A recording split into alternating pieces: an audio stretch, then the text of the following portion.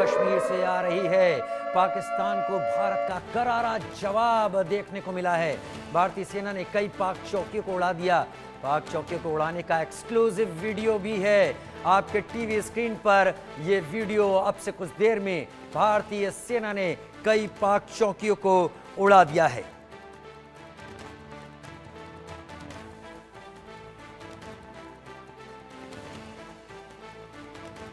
ये तस्वीरें आप अपने टीवी स्क्रीन पर देख रहे हैं और वो धमाका हुआ और वहां पर मौजूद पाक चौकी को उड़ा दिया गया।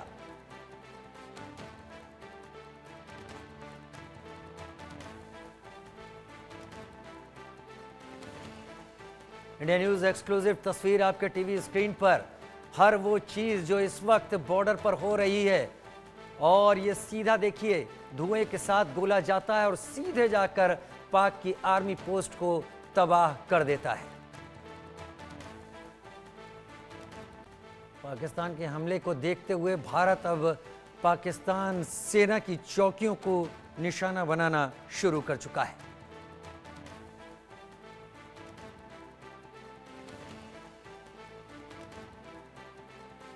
सीधा निशाना, गोला सीधा जाकर पाकिस्तानी आर्मी की पोस्ट पर जाकर लगा और उसके बाद वहां पर धुएं का गुबार छा गया। ये तस्वीरें में गोले में आप देख रहे हैं सीधे कैसे वो गोला जा रहा है और वहां पर जाकर मौजूद पाकिस्तानी चौकी को धराशायी कर दिया। आशिक मीर मेरे साथ लाइव ज्यादा जानकारी के साथ जुड़ गए हैं। आशिक, क्या चल रहा है इस वक्त एलओसी पर? इस वक्त हालात किस तरीके के हैं? देखिए बिल्कुल राजीव, इस समय हम लाइन ऑफ कंट्रोल के एक एरिया में है। यहाँ पर तनावपूर्ण स्थिति बनी हुई है। लगातार यहाँ पर अगर हम देखें तो इवैक्यूएशन किया गया, 100% इवैक्यूएशन जो है इन सीमावर्ती इलाकों से फिलहाल किया गया है। लेकिन जो लगातार पाकिस्तान की तरफ से युद्ध विराम का उल्लंघन किया जा रहा है उसका मुंह तोड़ जवाब जो है भारतीय सेना के जवान दे रहे हैं। फिलहाल कई सारी पाकिस्तानी चौकियों को जो है निशाना बनाया गया है और साफ तौर पर अगर देखा जाए इंडिया न्यूज पर कुछ एक्सक्लूसिव तस्वीरें आई है जिसमें साफ देखा जा सकता है कि किस तरह से अगर हम पीओके में जो वहां पर ट्रेनिंग कैंप्स है पहले उनको किस तरह से भारतीय शूरवीरों ने जो है नष्ट किया एयर स्ट्राइक के जरिए, और अब जो सेना की तरफ से प्रहार किया जा रहा है वो साफ तौर पर दिख रहा है कि किस तरह से पाकिस्तान में जो सेना की चौकियां है उनको किस तरह से नष्ट किया जा रहा है। फिलहाल तनावपूर्ण स्थिति बनी हुई है और जिस जगह पर हम मौजूद है यहाँ पर आप देख सकते हैं बिल्कुल दुकानें जो है बंद है क्योंकि लोग जो है यहाँ से निकल चुके हैं। लगातार जिस तरह से कल इन एरियाज में हेवी मोटार शेलिंग की गई पाकिस्तान की तरफ से और उस शेलिंग में कई सारे घर जो है वो तबाह हो गए और साथ ही साथ स्थानीय लोगों को भी काफी नुकसान पहुंचा है। यहाँ पर एक महिला की मौत भी हो गई है पाकिस्तान की शेलिंग की वजह से। फिलहाल हालात जो है तनावपूर्ण बने हुए हैं। जम्मू कश्मीर के उप राज्यपाल मनोज सिन्हा भी अब से कुछ देर पहले जो है एलओसी के इस एरिया में आए और उन्होंने सुरक्षा बलों का मोराल भी बढ़ाया। सबसे बड़ी बात यहाँ पर ये वो पीड़ित परिवारों से भी मिले जहाँ पर उन्होंने पीड़ित परिवारों को हौसला दिया। मनोज। आशिक आप जहां खड़े हुए हैं वहां पर आप छाता लेके खड़े हैं, यानी मौसम वहां पर काफी ज्यादा बिगड़ा हुआ है और इस बिगड़े मौसम में क्या रिटेलिएट करने में पाकिस्तान आर्मी के कोई दिक्कतें पेश आ रही हैं? वहां पर हालात वहां पर काफी स्लिपरी या फिसलन भरे हो गए होंगे। बिल्कुल, जिस तरह से लगातार सुबह से जो है तेज बारिशें हो रही है और धुंध जो है काफी ज्यादा छाई हुई है। मेरे विजय फिरोज आपको दिखाएंगे। बिल्कुल ये जो आप पहाड़ देख रहे हैं बिल्कुल ये धुंधला पहाड़ जो है पीओके में पड़ता है जहां से लगातार कल से जो है गोलाबारी की आवाजें हमने सुनी और जिस तरह से लगातार पाकिस्तान की तरफ से युद्ध विराम का उल्लंघन किया जा रहा है तो इस वजह से जो है कई सारे चांसेस जो है घुसपैठ के होते हैं। यानी जो आतंकी कैंप्स है जहां पर वो अभी भी मौजूद है लॉन्चिंग पैड्स पर, ये आतंकी जो है इस मौसम में ज्यादातर कोशिश करते हैं घुसपैठ करने की। लेकिन सुरक्षा बलों की तरफ से जिस तरह से बीएसएफ के जवानों ने जो कार्रवाई की है जम्मू के सेक्टर में तो वहां पर 7 आतंकियों को जो है मारा गया जो लगातार कोशिश कर रहे थे घुसपैठ करने की। इसी तरह के कई सारे ऐसे लॉन्चिंग पैड्स है जिन्हें पाकिस्तान की सेना जो है वहां से बैकफायर देती है और कहीं ना कहीं कुछ इसमें सफल भी हो जाते हैं, लेकिन मौसम काफ़ी ख़राब है और इस खराब मौसम के चलते जो है फिलहाल जो सीमावर्ती इलाके में है वहाँ पर तनाव बना हुआ है और पाकिस्तान की आर्मी लगातार युद्ध विराम का उल्लंघन कर रही है।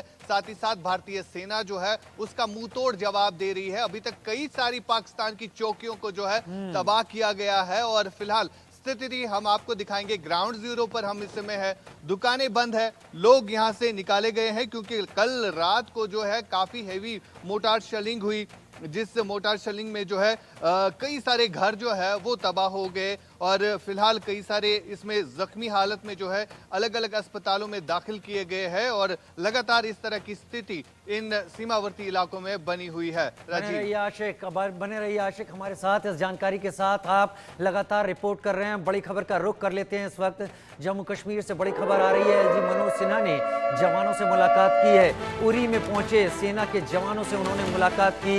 एलजी ने जवानों से पूछा कैसा है जोश। अपने जवानों से जाकर मिले हैं जम्मू कश्मीर के लेफ्टिनेंट गवर्नर। जवानों के बीच में उरी फॉरवर्ड पोस्ट पर कैसा है जोश, उनसे पूछा है।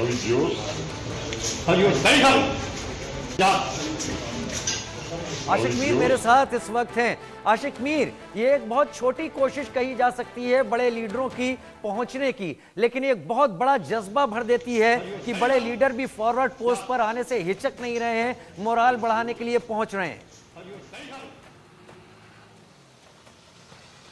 बिल्कुल राजीव, जिस तरह से जम्मू कश्मीर के उपराज्यपाल अब से कुछ देर पहले उरी के फॉरवर्ड पोस्ट चले गए और वहां पे उन्होंने जवानों से मुलाकात की, जवानों को हौसला दिया और ये तक कहा कि जोश कैसा है। जवान जो है कहीं ना कहीं खुश थे कि जो मनोज सिन्हा है वो उपराज्यपाल है और उनकी तरफ से इस तरह विजिट करना इन फॉरवर्ड पोस्ट पर काफी अहम भी माना जाता है जबकि स्थिति युद्ध की बनी हुई हो। फिलहाल लगातार जो हमारे जवान है वो रिटेलिएट कर रहे हैं। पाकिस्तान की अनप्रोवोक्ड फायरिंग जो हो रही है, सिविलियन पॉपुलेशन को ज्यादातर निशाना बनाया जा रहा है, जिसमें हमने दिखाया कि कितने घर जो है अभी तक तबाह हुए हैं। ग्राउंड जीरो पर जो एलओसी पर वाक़े इलाके हैं वहां से हम लगातार रिपोर्ट कर रहे हैं। इंडिया न्यूज ने कई सारे ऐसे घर दिखाए जहां पर पाकिस्तान की शेलिंग की वजह से वो घर टूटे हैं। कई सारे गरीब लोग हैं जो इन घरों में रह रहे हैं। फिलहाल जो इवैक्यूएशन का काम यहाँ पर सरकार के द्वारा किया जा रहा है, स्कूल बंद है, दुकानें बंद है और आप देख सकते हैं सन्नाटा छाया हुआ है इन इलाकों में क्योंकि कल से जो है काफी ज्यादा फायरिंग हुई और उस फायरिंग के चलते जो है कई सारे लोग जो है इस समय भी अस्पतालों में है। फिलहाल आपको दिखाएंगे तस्वीरों के जरिए, कुछ अभी भी लोग जो है वो घरों में फंसे हुए हैं। जब राजीव हमने उनसे पूछा कि आप क्यों नहीं निकल रहे हैं तो उनका कहना था कि माल मवेशियों को छोड़कर हम नहीं जा सकते क्योंकि अभी तक कई सारे माल मवेशी भी इस फायरिंग में जो है मारे गए हैं जो पाकिस्तान की तरफ से की जा रही है। यानी लोग जो है कहीं ना कहीं परेशान हैं इन सीमावर्ती इलाकों में जो पाकिस्तान की तरफ से फायर लगातार आ रहा है और हमने देखा कल रात को सिविलियन पॉपुलेशन को ज्यादातर टारगेट बनाया गया। राजीव आशिक, इस वक्त की अगर बात करें तो दिल्ली में एक बहुत अहम बैठक हो रही है जो जल शक्ति मंत्रालय की इस वक्त बैठक हो रही है वाटर रिसोर्सेज को लेकर और इसमें पाकिस्तान के ऊपर वाटर स्ट्राइक की भी लेकर बात हो सकती है। बगलिहार और सलाल डैम वहां पर जो पानी रोका गया था यह भी खबर मिली है, उस पानी को छोड़ा गया है और इसके चलते पाकिस्तान पर डबल अटैक करने की तैयारी है। बिल्कुल राजीव, जिस तरह से भारत ने जो कड़े स्टैंड लिए हैं पाकिस्तान के खिलाफ, पहले हमने कई नदियों का पानी जो है वो रोक दिया जिसकी वजह से वहां पर जो एग्रीकल्चर लैंड है वहां पर काफी परेशानी उन लोगों को उठानी पड़ी। लेकिन सबसे बड़ी बात यह है कि जब हमने वाटर स्ट्राइक दी, डिजिटल स्ट्राइक दी और उसके बाद हमने मिलिट्री एक्शन भी करके दिखाया उन आतंकी ठिकानों पर जहां से ये आतंकी हमेशा जम्मू कश्मीर में दाखिल होकर यहां पर कत्लोगारत करते हैं। फिलहाल अगर हम बात करें जो इस समय दिल्ली में बैठक चल रही है जल शक्ति मंत्री के साथ और अगर हम आज से पहले कुछ दिन बयान देखें जल शक्ति मंत्री के द्वारा यह कहा गया कि पाकिस्तान की तरफ पानी की एक बूंद तक नहीं जानी चाहिए। यानी ये इस तरह के हार्ड स्टेप जो है पाकिस्तान की तरफ जो है लिए जा रहे हैं। फिलहाल जो पानी रोका गया है कुछ जगहों पर, उसके अलावा कई सारी ऐसी डेवलपमेंट जो है आगे देखने को मिलेगी, क्योंकि अभी पानी रोकना जो है कहीं ना कहीं मुश्किल भी हो रहा है, जिसकी वजह से फिलहाल हमने पानी छोड़ा। लेकिन पानी काफी ज्यादा बढ़ गया है, बीते 2 दिनों से लगातार बारिशें हो रही है, जिसकी वजह से वाटर लेवल यानी पाकिस्तान की हालत ये होगी कि कभी पाकिस्तान में सूखा और कभी पाकिस्तान में बाढ़ आ जाएगी और पाकिस्तान इसी से जूझता रहेगा। हालांकि पाकिस्तान अपना गोला बारूद जबरदस्त तरीके से खर्च कर रहा है और उसको देखते हुए समझ में आ सकता है कि पाकिस्तान खुद को कहां ले जा रहा है। बहुत शुक्रिया आशिक मीर, आप लगातार रिपोर्ट